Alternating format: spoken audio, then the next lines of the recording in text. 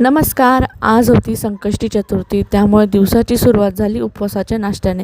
आज मी बनवली होती साबुदाण्याची खीर आणि सगळा फराळ झाल्यानंतर दुपारी थोडी स्वयंपाकाची तयारी करायला घेतली, कारण रात्रीच्या जेवणाचा मेनू होता डाळ बट्टी आणि वांग्याची भाजी.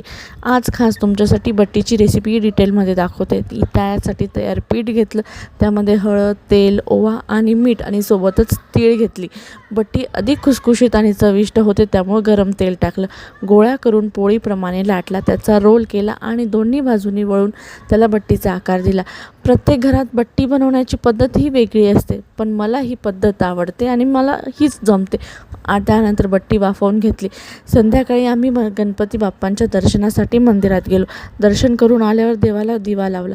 आजच्या दिवशी दीपदानाचं विशेष महत्त्व सांगितलं होतं. सोबतच बाळकृष्ण आणि गणपतीला तुपाचा दिवा लावायचा असंही सांगितलं. त्यानंतर आरती केली, नैवेद्य दाखवला आणि मग उपवास सोडायला बसलो.